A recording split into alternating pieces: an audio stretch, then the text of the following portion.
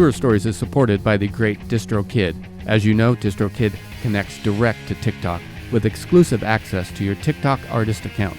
What's new at Distrokid? You can do unlimited instant mastering.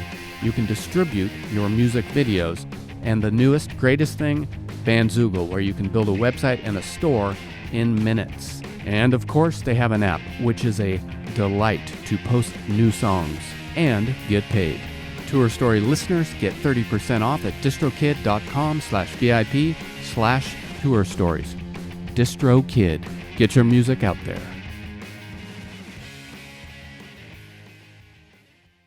Tour Stories / The Check-In is made possible by our friends over at Izotope. You know Izotope, and you know they are the best in audio repair, mixing, mastering, and general audio magic, like removing the heater sound that's going on right now.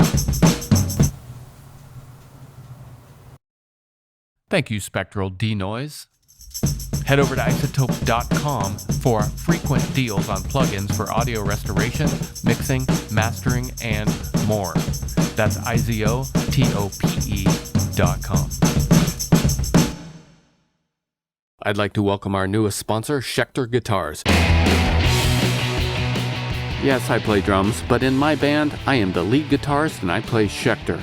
Schecter makes a wide variety of guitars in various styles, all high quality built with the best materials and pickups, beautiful fretboards, and always a comfortable feel. The bonus with these high quality instruments is that they are priced right. I just ordered 2 guitars. The one I can tell you about is the Robert Smith Ultra Cure in Black Pearl. Also consider heading over to the Schecter Custom Shop and find yourself a premium USA-built instrument and have it shipped straight to your door. Head over to schecterguitars.com. You'll be there for a while, trust me.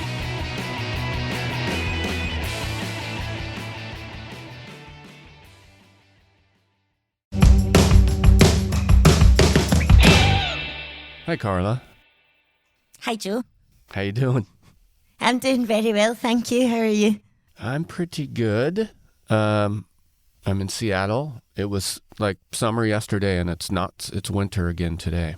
It's quite similar in Glasgow, in Scotland. The last couple of days have been windows open, sunshine, finally get outside, no rain, and then today the jumpers are back on, so is the heating, and the windows are shut. Isn't that weird? That's such a weird transition. It's like, why is my heater on and my door's open? That happened to me yesterday. I think we have probably almost the exact weather. That would be my guess. Did you grow up there in Glasgow? I grew up in a small town just outside Glasgow, maybe like 30 miles, called Carla. It's just an old mining town, one of those kind of small towns that as soon as I hit 18, I was ready to leave. Yeah.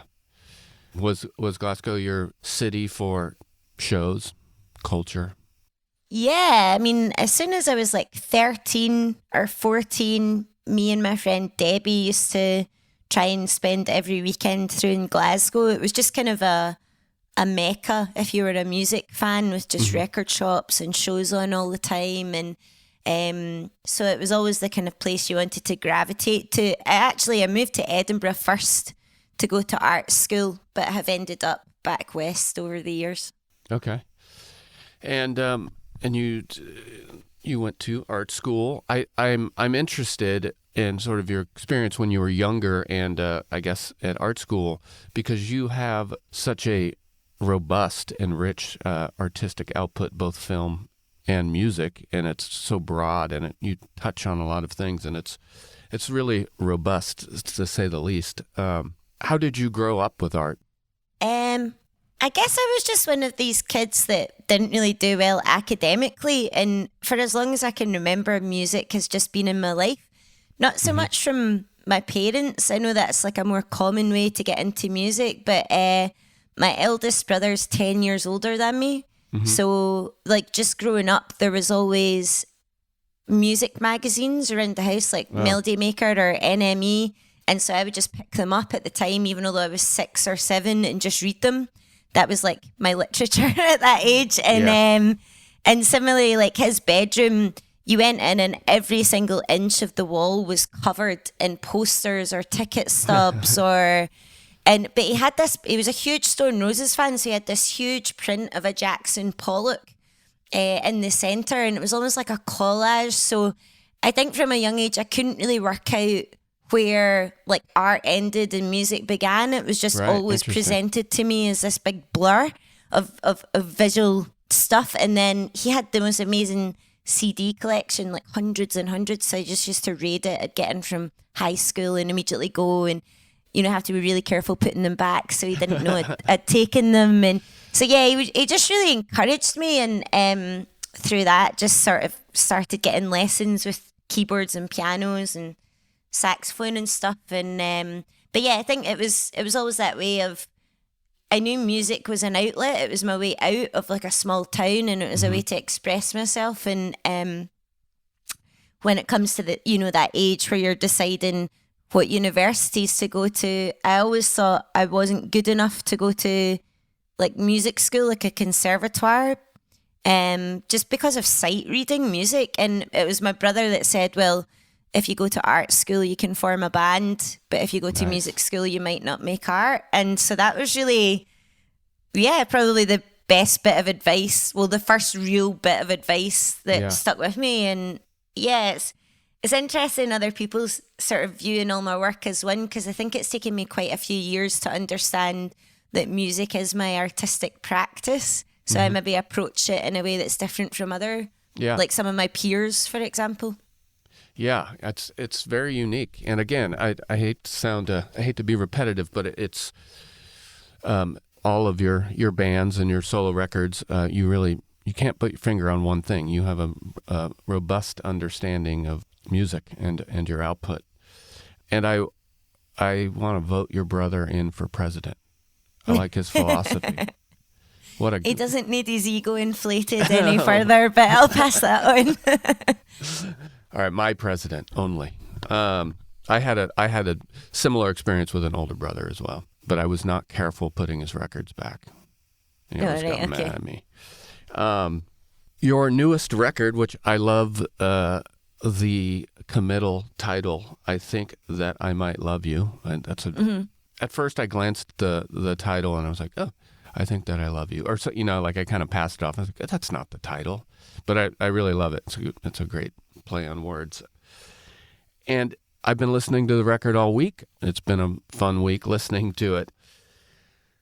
It adheres to this pop craft that you are so good at, with all the hooks and playfulness. And the difference, from what I can tell, is it's steered a little bit more towards a guitar-oriented sound, and maybe power pop at times. And with the song Red Kites to the Sun, reminds me of one of my favorite bands, The Clean, kind of a folky punk delivery. And I'm just wondering, relative to your previous records, is this a big turn for you? Yeah, massively. Hugely, in a really good way, and a big turn, but also like a real chance to put, say, a lot of things that you've learned over the years into practice, and sort of understanding how you like making records and the process of making records. So, it was my second time working with the producer Howard Billerman, who I'd first worked with in 2017 on my album Impossible Stuff. And it was 7 years between that album and this album now. So a real chance to put in, have you learned anything in that space of time? Have you developed anything? But the guitar really coming front and forward. My last two records have been very synth focused, kind of electronic drums and keyboards and all those kind of textures, whereas this one's more, I think quite a lot of the songs, there's about 5 guitars on every track, because I just kept asking friends to join in. We'd all just jam on the live floor, and Howard would start and hit record. So a real kind of communal energy where it was quite fast, it's quite furious. Most of the songs are written on the guitar, and I couldn't really play guitar when I wrote them, so I think there's a kind of immediacy there in that sort of like classic indie pop guitar led stuff. It's not over thought out or complicated chord structures and stuff, but it's I don't know. I love this record. I love all my records, but this one just feels fresh to me, which makes me really excited about it. Yeah, it has a vibrancy to it that I and looking back on listening back to your other records, not that they're not vibrant and wonderful, but there is a brightness on this. And another thing that I really like about your vocals and lyrics is that exactly that you have an evocative way to deliver the sound out of your mouth as well as write fun lyrics. And a lot of people sit on one side of that, like write pretty poignant lyrics, and it's not a delivery of energy. But you seem to do both of that, especially on this record. Did you change any writing style, lyric writing style? I think it's just the more I write, the more I'm being more comfortable in the voice that I'm writing. Okay. You know, and it's that sort of way of, I think as a songwriter, you can sometimes overthink your lyrics.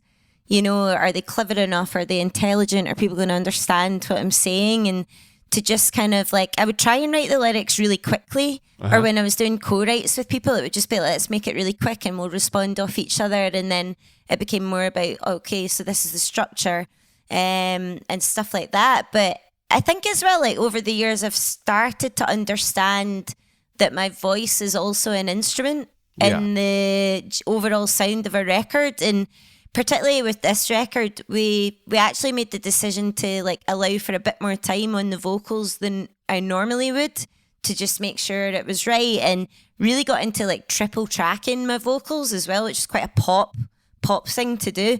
And just some of the songs are so stacked with harmonies, they feel like they're going to topple over, whereas some there's a lot more space. But to really kind of explore that when you've got this big band sound, you know, it was like you didn't want all this instrumentation to overpower a vocal. And I know, like, when I listen to a record, I really attach myself to what the singer's saying in the lyrics, but I know for some people it's more the melodies and the hooks. So it's trying to strike a balance between that. But yeah, I mean, if I listen back to like my debut album from 2016, I kind of cringe a bit because I don't really know what I'm doing with singing.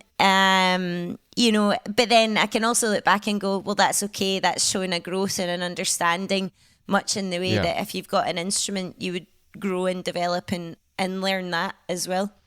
Right. And I mean, I think that's perfectly illustrated on the song, Oh Yeah, which I would like to play a little bit of right now. Is that cool? Yeah. All right.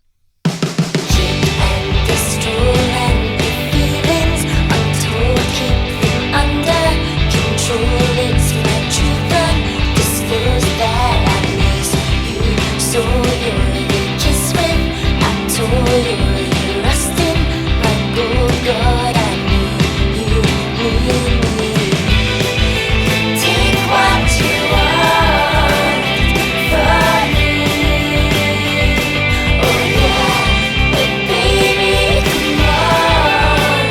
Won't you show me some love? Oh yeah. Got taken hold by the stories you told it, the firing, my soul lit the light. When listening to this record, especially, Oh Yeah, it does sound live. And as you mentioned, there was a lot of collaboration on this record and live recordings. What did it look like? Did you just all pile in there and you had an idea and then you hit play, or did you have the song? Pretty much. Yeah. I mean, I just didn't have the time or budget to have like extended rehearsals. And normally, you know, if you're recording with a band in the studio and you're wanting to do it all in one take and then do overdubs, you've got to be very well rehearsed. So number one was making sure the right people were going to be in the room. You know, just trying to get some of the best session musicians in Scotland to come and play with me, those that I knew that could almost do like a kind of jam style session. Yeah. You know, and that was the way we were going to do it. And I guess we've kind of moved away from records being recorded that way, you know, maybe in the 60s or the 70s, that was the done thing, you know, like I'm in the city at this time, so am I, cool, let's go to a studio, write a song and record it. But But especially in today's economy for the music industry, it's quite a risky situation to be in. You can't leave with nothing, you know. Thank you. Thought it was democratic. So yeah, I mean, I think in the process of making the album, when I initially contacted Howard about producing, he was like, "Send me everything you've got, all your demos. Send me everything." And as a solo artist, all those demos are predominantly just me on them, you know, and maybe I'll put in a string sample of something might grow here or whatever. Yeah. Anyway, there was like 47 demos I sent him. Some were fleshed out or finished than others. Some were just choruses. Some were just verse ideas. And we got it down to these songs.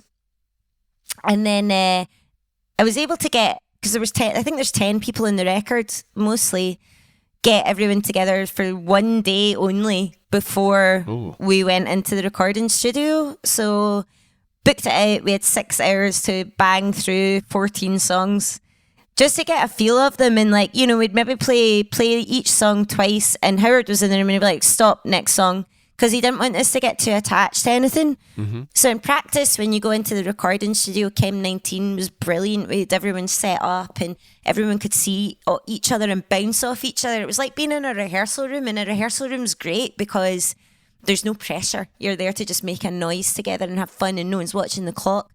And I would say just jam, or sometimes they would say show the band the song, and they would start and join in as I was showing them this song for the first time. And I think in most cases, Howard has hit record on the 3rd take of every song. So there wasn't even time to go, "Wait, what are you playing on that bit? Because if you're playing that bit, I can't play that." It was just like, you had to just go with your gut instinct. And I think that's where the energy comes from in the record, is no one was thinking about their individual performance. Everyone was thinking about what makes this song sound good together.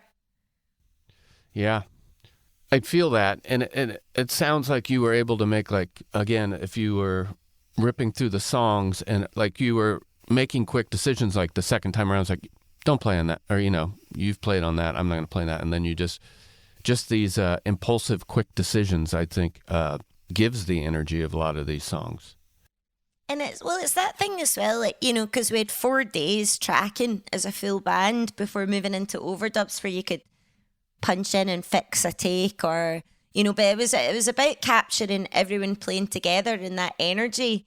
And I like to think of it as like sonic diaries, you know, it's that point and that place in your life of doing it. And sure, with weeks of rehearsal, this record would have sounded very different, or, you know, even coming to play it live, and, you know, you're kind of like, you learn something new about the song every time you rehearse it or perform it and stuff, you know.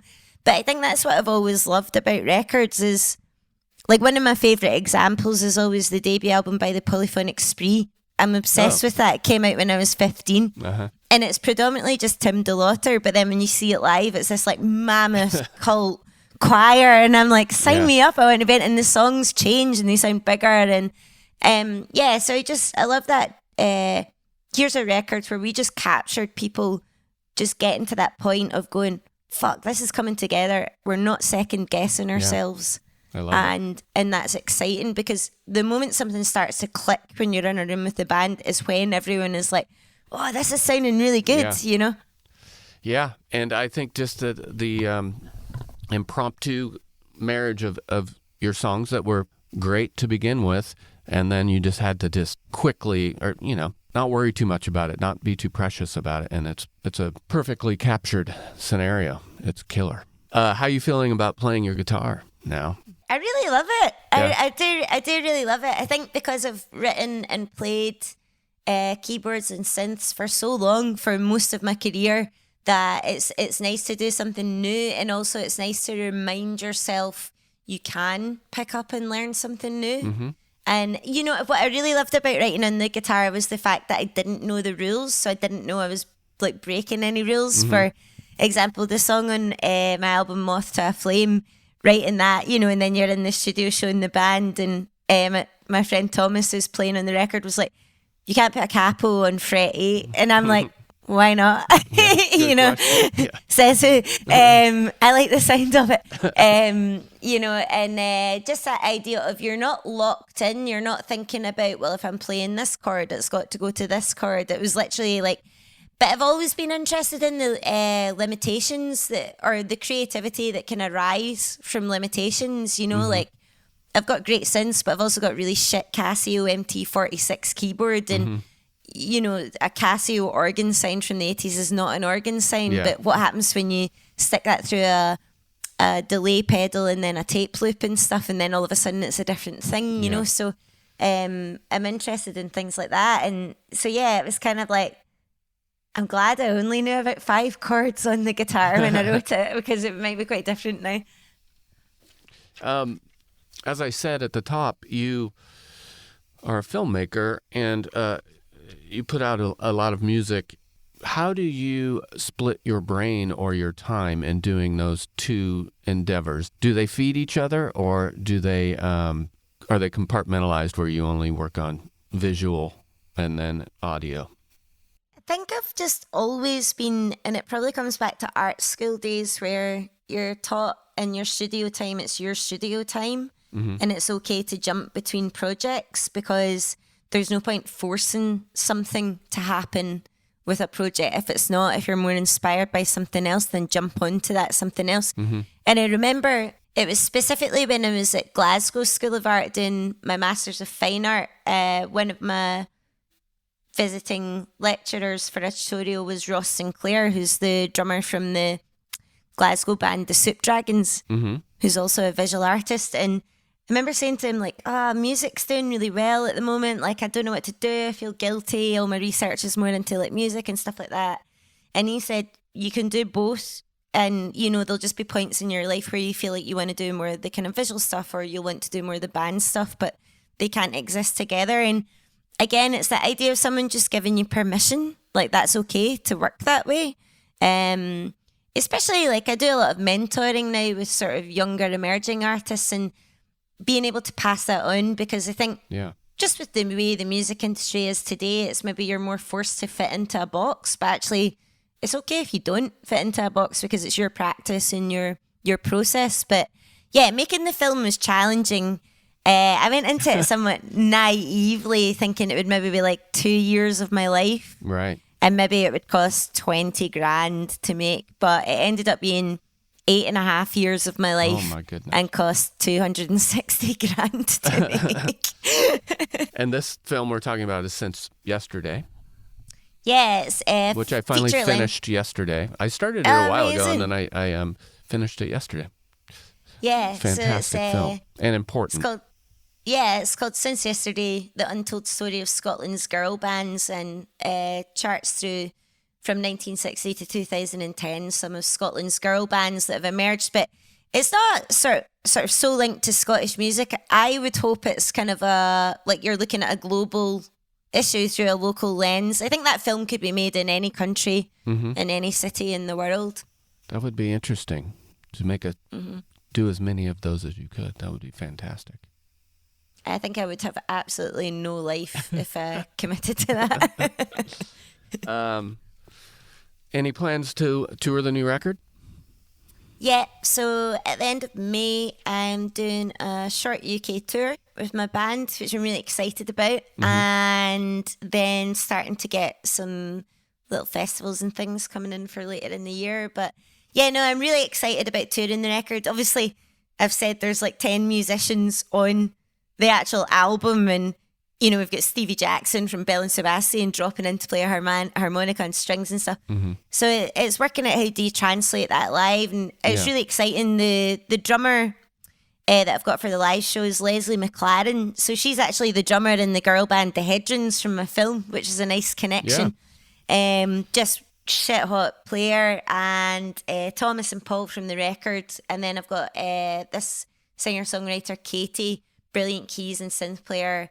So it's good. We did kind of some soft launches last year of the new outfit, and everyone was like, wow, your show is totally different to what it was, and this big sound. And so yeah, I just really can't wait to do it, especially like, again, just the the way the music economy is at the moment, it's been really hard to tour with a band as a solo artist. So mostly the last couple of years I've been playing completely on my own or like as a duo tops. So I really can't wait to just be with a band on the road and play some shows. Yeah.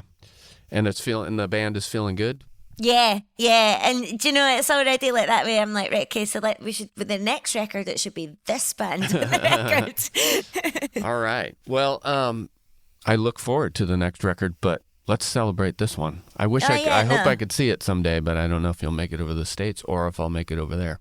But if I ever can, I would love to see these tunes. Yeah, I mean, I hope I make it back over. I played South by Southwest a couple of years ago when my band Poster Paints that Ernest Jenning put out our debut album. So never say never. Yeah. People are starting to like message me like, when are you coming over? And I'm like, hopefully it gets a bit easier to come to America. Yeah, I know. Soon. Well, again, congrats on this record. And when you get out there traveling, travel safe. Thank you. Thanks again. All right, take care. Thanks. Bye.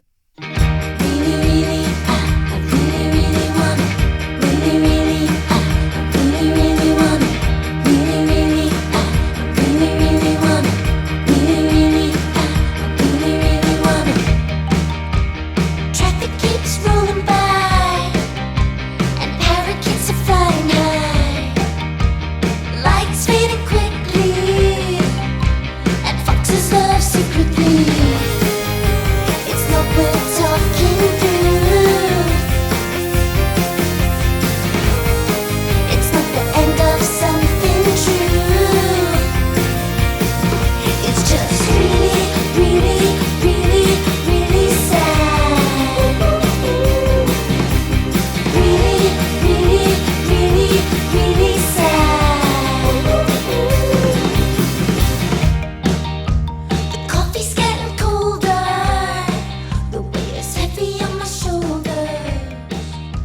It seems you went and tricked me. I thought you let me do